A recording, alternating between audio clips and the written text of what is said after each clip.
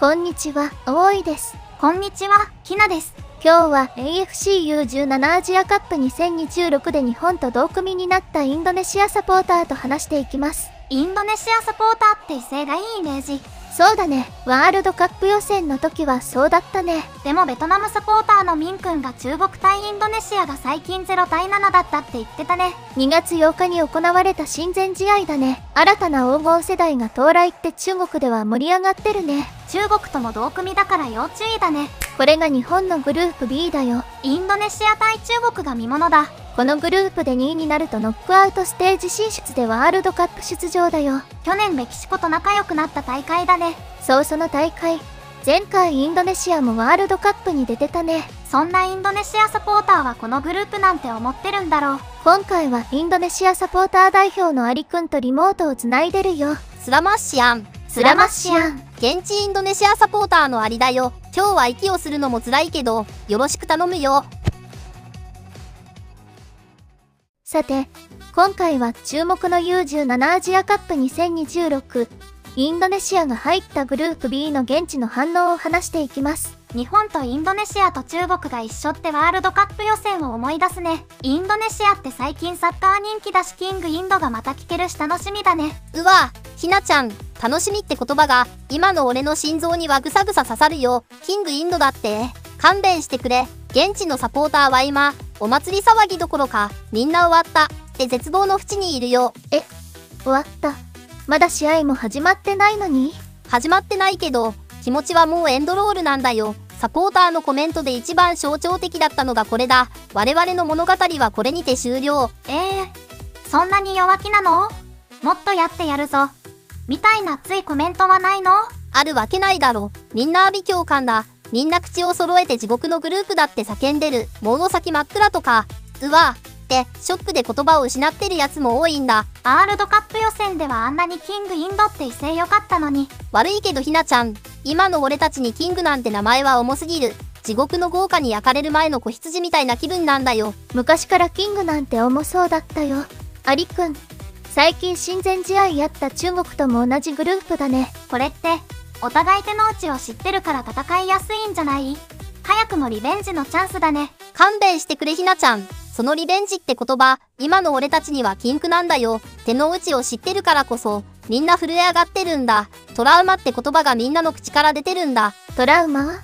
直近の試合結果は厳しかったもんね。厳しいなんてもんじゃないよ。0-7だぞ。サポーターの反応を見てくれ。もう試合をする前から勝負がついていると思ってる。わー、0-7のシミュレーションは完了ってことか。これ、最近だな。0だった中国だよね。みんな、またあの悪夢が繰り返されるって確信してるんだ。まるでデジャブを見るような気分さ。0対7。でも、相手だって油断するかもしれないし、勝てる可能性はあるじゃん。うわ、そんなポジティブなのはひなちゃんだけだよ。現地のファンは、相手の表情まで想像して震えてるんだ。中国は満面の笑みだ。中国がこれを見て笑ってる。中国からすれば、俺たちはカモに見えてるってことさ。まだ0が耳に響いてるって、幻聴まで聞こえてるサポーターもいるくらいなんだ。耳に響くほどって、相当なショックだったんだね。中国がまたキングインドをボコボコにする時間が来た。キングインドって言ってるし、これは自動的に敗退だ。戦うというより捧げるって感覚に近いな。でも中国に勝ったら大統領からロレックスがもらえるかもしれないよ。リベンジどころか、俺たちは中国にとってのゴールの貯蔵庫になる未来しか見えないよ。2月8日に0対7で負けたばかりだし、そんな感じになるのも仕方ないね。中国はそんな感じだけど、カタールはどうなの？中東のチームって言ったらバーレーンもだし、インドネシアにはちょっと悪い記憶があるよね。うわ、葵さん、その B から始まる国名は俺たちの前では禁句だぞ。それで、カタールだ。サポーターの反応を一言で言うなら疑心暗鬼だ。サッカーの試合じゃなくて別の力が働くと予想してる。みんなカタールのことをこう言ってるんだ。彼らのおもちゃは審判だ。審判だおもちゃ？どういう意味？みんな中東には過去のトラウマがあるから信じられないんだ。ワールドカップ4次予選のこととかね。審判は買収できるからななんて言ってるぐらいだ。なるほど。やっぱり、中東の笛や買収を警戒しているんだね。その通り。でも中には、カタールはワールドカップの開催国ですでに出場権を持ってるから、不正をする意味がないって冷静な意見もあるんだけど、大半のサポーターはそんなこと信じていない。VAR さえもカタールの味方をするんじゃないかって、みんな戦々恐々としてるよ。日本は実力最強、中国は天敵、そしてカタールは審判とかね。これじゃあ、俺たちが勝てる要素がどこにもないじゃないか。それはやってみないとわからないって。アリくん、日本に対する反応はどうなの？3対0でキングインドって感じ？勘弁して、日本に対するコメントは、戦う前から白旗なんだよ。白旗？これを見てくれ。サポーターの間では、日本は対戦相手じゃなくてラスボス扱いなんだ。もうトロフィーは日本にあげちゃいなよ。ここはキングジャパンの練習場になるだけだ。練習場？随分と余裕がないね。でも、サッカーは何が起こるかわからないよ。もしかしたら勝てるかも。無邪気だなひなちゃんは。現地の予想スコアを聞いたら腰抜かすぞ。中国に0-7で負けたトラウマがあるから、日本相手の予想はもっとインフレしてるんだ。日本相手なら15-0もあり得る。想像してみろ。日本相手なら多分25ゴールくらい奪われる。25点。バレーじゃないんだから、さすがにそれは自虐すぎ。それだけ実力差を感じているってことだね。ああ、インドネシア代表は日本の公開練習の相手に過ぎないってことさ。もう俺たちにできるのは日本のお供をする準備をしておとなしく2位通過を狙うことだけって発言に対しては、2位も中国とカタールがいるから無理だけどなって言われちゃうぐらいだ。でもワールドカップアジア3次予選の時みたいに日本に勝つぞって言ってる威勢のいいサポーターはいないの？あの時のキングインドの勢いはどこに行っちゃったの？葵さんは痛いところをついてくるね。あの時は帰化選手がいたから強気だったけど、今回の U17 は状況が違うんだ。でも、絶滅危惧種レベルの超楽観的なコメントを探してきたぞ。お、やっぱりいるんだ。なんて言ってるの？これを見てくれ。今こそキングインドが対戦相手をボコボコにする時だ。おお、ボコボコにするって強気だね。でもその直後に別のサポーターから即レスされてる。逆だよ。中国と日本がまたボコボコにする時間だろって秒速で論破されてるんだよ。他にはこんな今日心臓の持ち主もいる。こんなの弱いグループだよ。まったくキングインドにとっては楽勝だな。目標はグループ優勝だ。弱いグループだなんて。